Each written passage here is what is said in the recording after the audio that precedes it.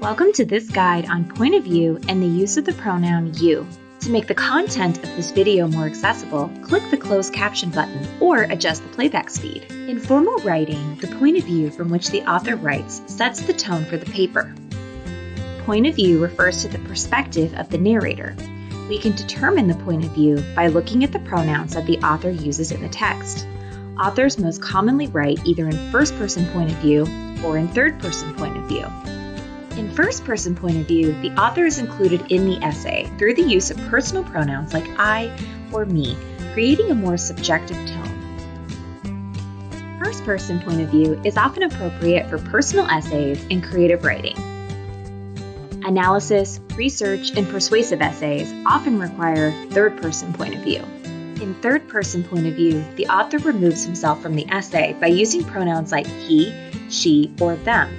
This approach puts distance between the author and the information in the essay, creating a more objective tone. First person and third person are the most common points of view in formal writing. But what about second person?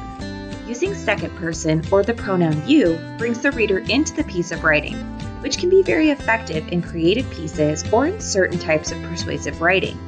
However, students often misuse second person by employing the hypothetical you, which is when you don't refer directly to the reader, but refer to an unnamed person or group of people. Test whether you is being used correctly by replacing you with an individual's name. If the sentence still makes sense in context and means the same thing, second person could be a good choice. But if the meaning of the sentence changes even a little, the author should replace you with the name of the person or group they really meant. Let's take a look at the sample sentence on the screen. If you're reading this, you may be asking, how much is this plan going to cost? Because the you in that sentence directly addresses the reader, the essential meaning of the sentence doesn't change if I replace you with an actual name. In this case, second person conveys the right idea. Now let's imagine we did the same with this sample sentence. When you have epilepsy, the doctor sometimes gives you medication to control the symptoms.